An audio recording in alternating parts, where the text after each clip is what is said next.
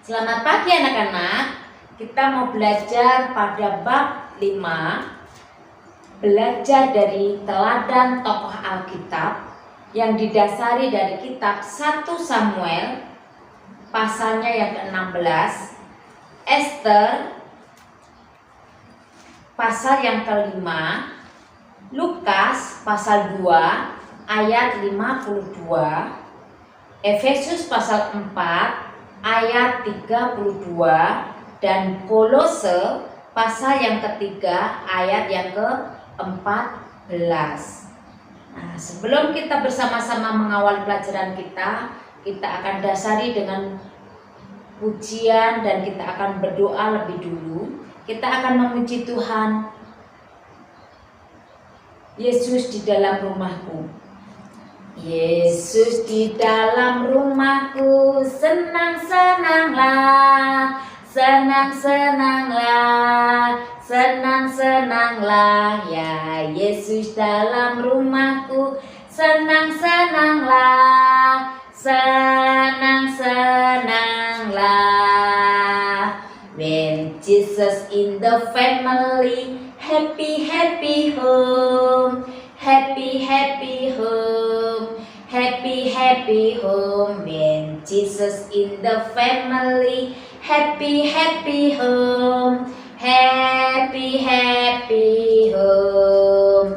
Tun Jesus mere Carmen he, kusi kusi he, kusi kusi he, kusi kusi he. Tun Jesus mere Carmen he, kusi kusi he, kusi kusi he.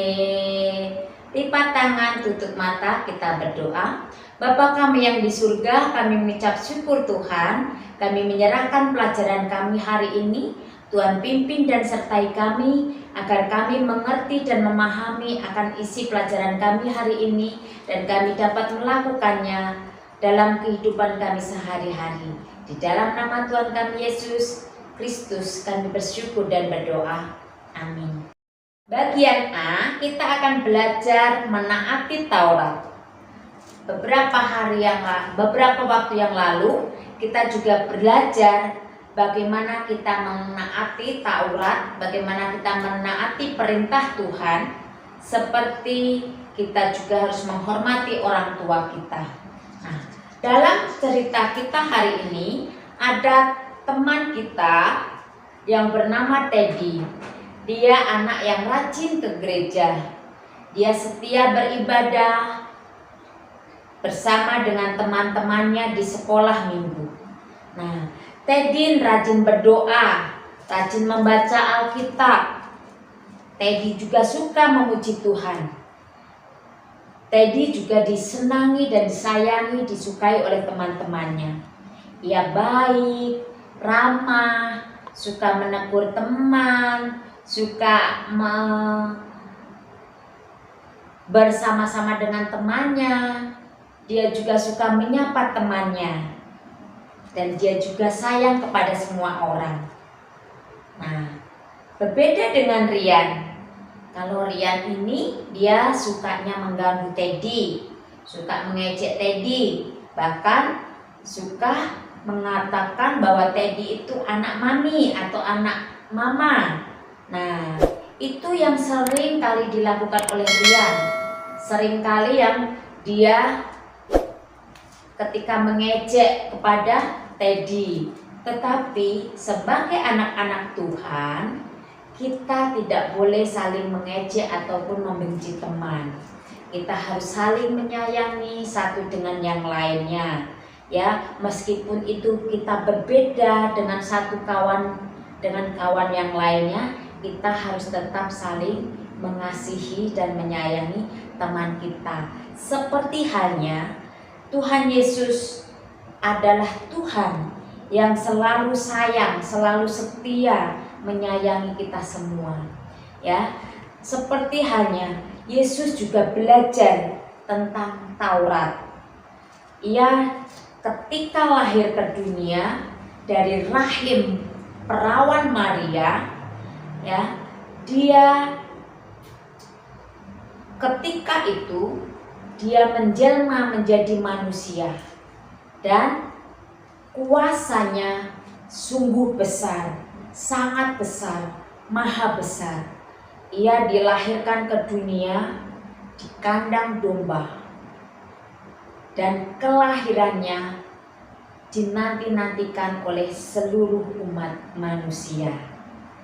Ketika ia lahir ke dunia, Ibu Maria dan Ibu Maria dan Yusuf sebagai orang tuanya begitu senang, begitu menyayanginya.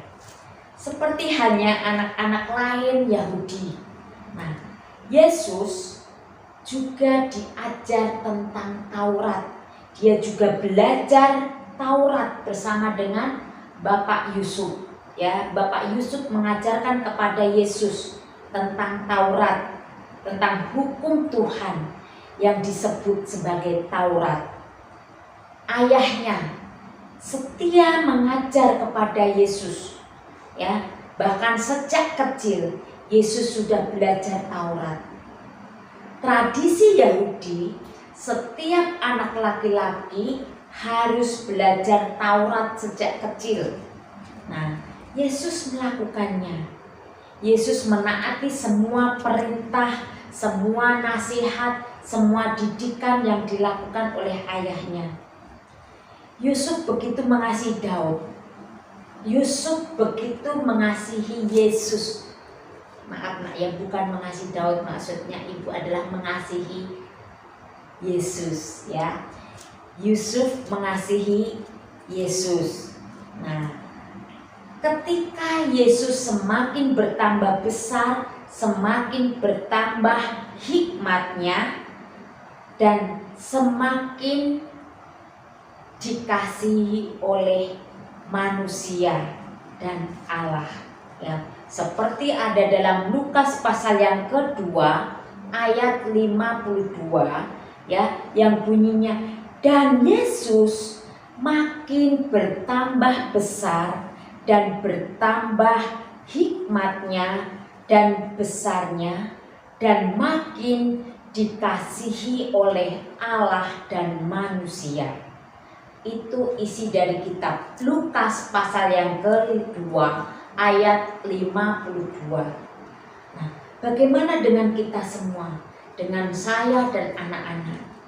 Apakah ayah dan ibu kita mengajari kita tentang Taurat, tentang firman Tuhan, tentang setiap hal-hal kebenaran-kebenaran Tuhan, kebenaran-kebenaran firman Tuhan, mengajarkan kita bagaimana berdoa, bagaimana kita membaca Alkitab?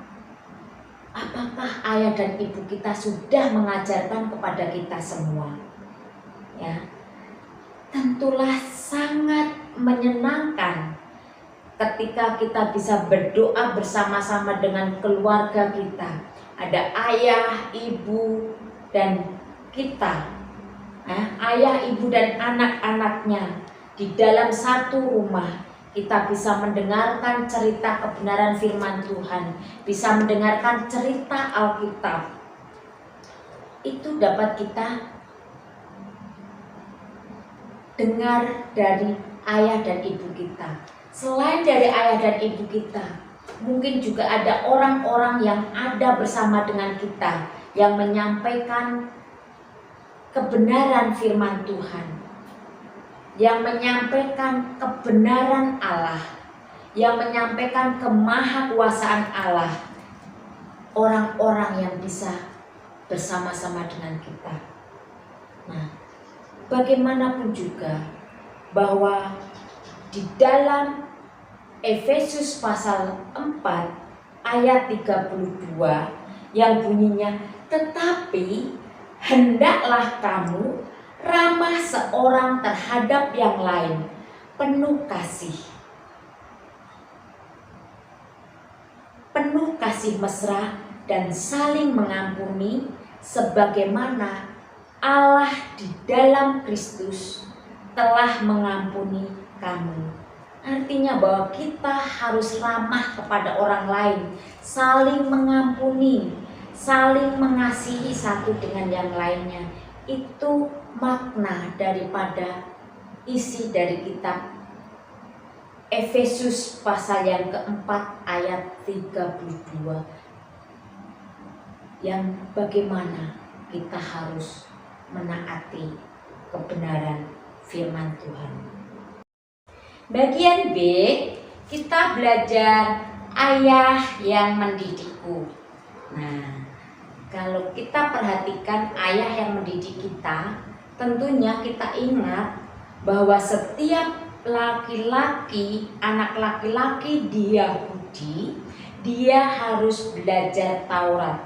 Begitu juga kita sebagai orang percaya bahwa Allah memerintahkan kepada orang tua kita untuk mendidik kita tentang kebenaran firman Tuhan, tentang siapa itu Tuhan. Itu diajarkan terlebih dulu di dalam keluarga oleh orang tua kita. Nah, di sini ada teman kita, bagaimana pekerjaan ayahnya dan atau ibunya. Nah, ada teman kita yang bernama Nita. Dia yang memiliki seorang ayah bernama Ricardo. Nah, Bapak Ricardo ini adalah seorang yang memimpin jemaat, menggembalakan jemaat, atau disebut sebagai seorang pendeta.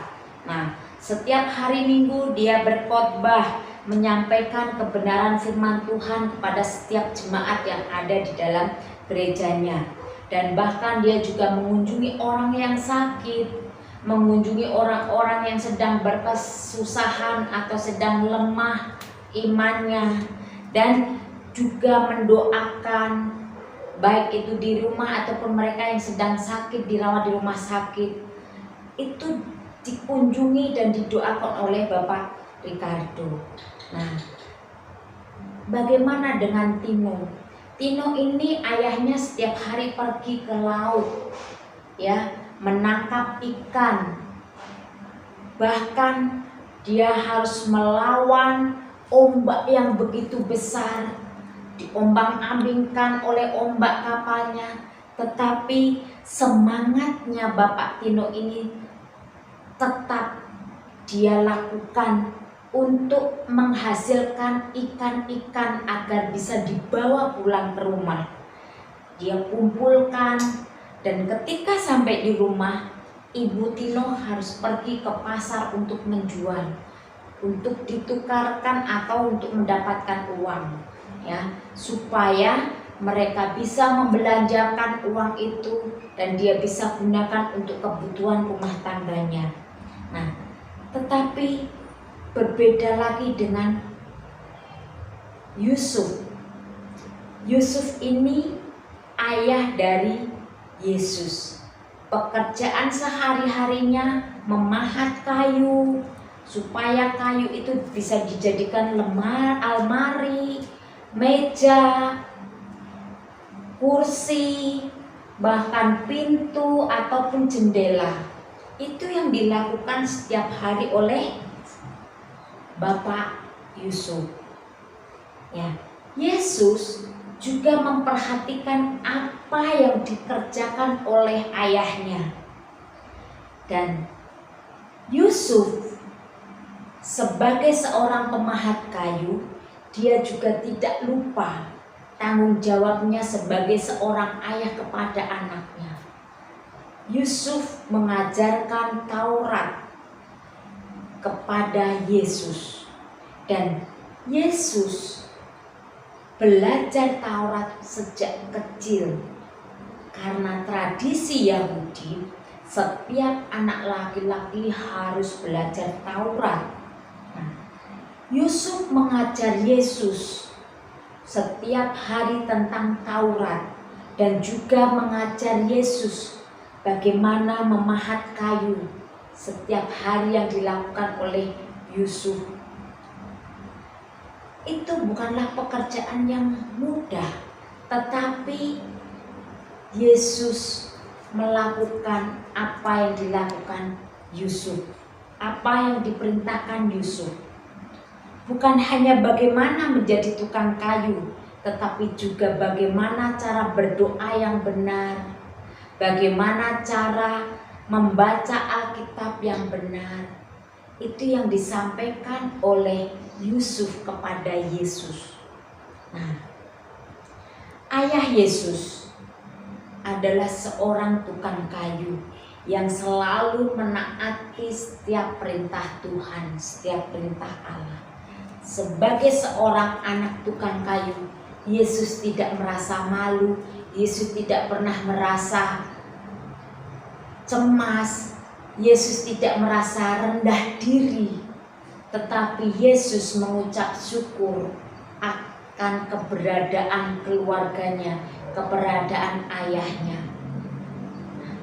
Tetapi berbeda dengan Daud, ya. Pada masa Samuel menjadi seorang imam, bangsa Israel meminta dan mendesak agar diberi seorang raja yang baru ketika Saul telah melakukan kejahatan di mata Tuhan. Saul tidak lagi taat dan patuh kepada Tuhan. Kita akan simak video tentang Daud diurapi menjadi seorang raja. Daud diurapi menjadi raja. Sumber dari Alkitab Perjanjian Lama, Kitab 1 Samuel pasal 16 ayat 1 sampai 14.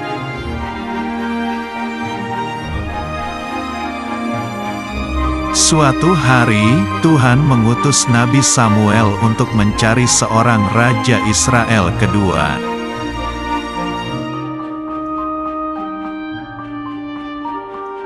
Kemudian pergilah Nabi Samuel pergi ke kota Betlehem.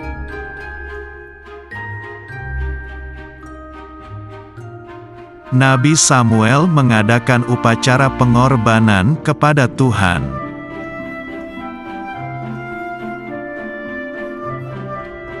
Nabi Samuel mengundang Bapak Isai untuk datang ke upacara pengorbanan.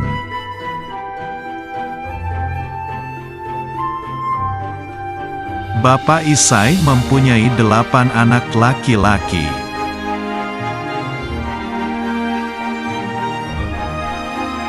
Nabi Samuel melihat anak-anak Isai yang tinggi dan gagah.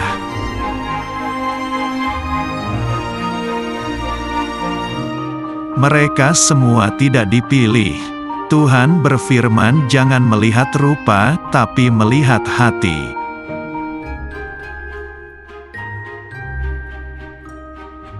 Nabi Samuel bertanya, "Apakah anakmu ada lagi?"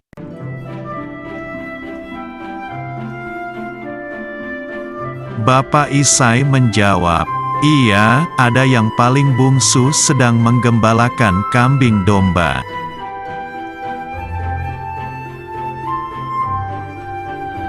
Bapak Isai memanggil Daud. Daud mempunyai mata yang indah.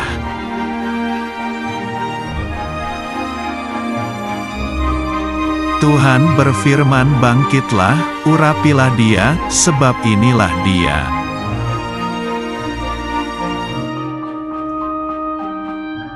Nabi Samuel mengambil tabung tanduk berisi minyak dan mengurapi Daud.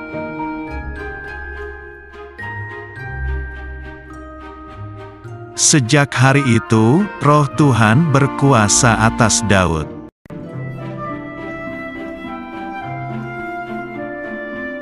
Setelah itu pergilah Nabi Samuel ke Rama.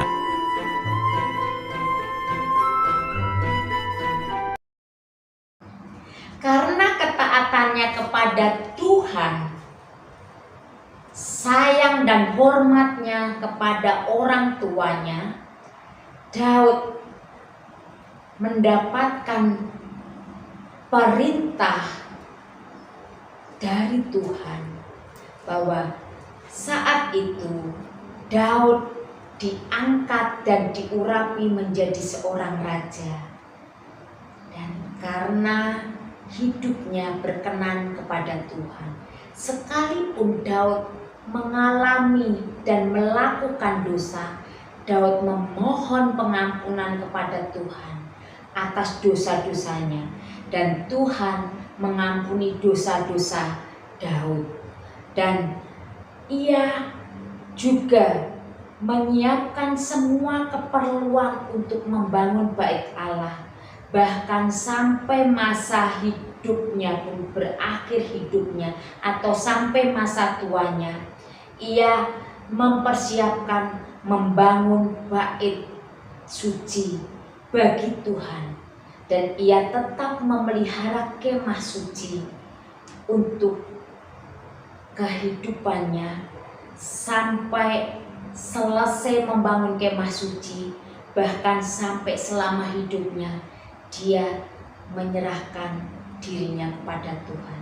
Kita akan menyerahkan pelajaran kita sampai saat ini, kita akan akhiri dengan doa. Bapa kami yang di surga, kami mengucap syukur Tuhan untuk setiap hal yang kami dapat pelajari, bagaimana orang tua mendidik kami untuk kami taat kepada Tuhan, untuk kami dapat berdoa, untuk kami dapat membaca firman Tuhan, untuk kami dapat menghormati Tuhan, untuk kami dapat melakukan kebenaran-kebenaran firman Tuhan, untuk kami dapat menyayangi orang tua kami, mengucap syukur atas keberadaan orang tua kami. Kami mengucap syukur Tuhan untuk semua itu. Ampuni setiap dosa kesalahan kami Tuhan yang kami lakukan, baik perkataan kami, kelakuan kami, bahkan hati kami, pikiran kami yang tidak berkenan di hadapan-Mu. Di dalam nama Yesus Kristus kami menyerahkan Tuhan, agar anak-anak didik kami menjadi anak-anak yang taat, yang hormat, sayang kepada orang tua, menghargai orang tua, menyayangi orang tua mereka, dan juga taat kepada Tuhan. Di dalam nama Yesus Kristus kami bersyukur dan berdoa. Amin.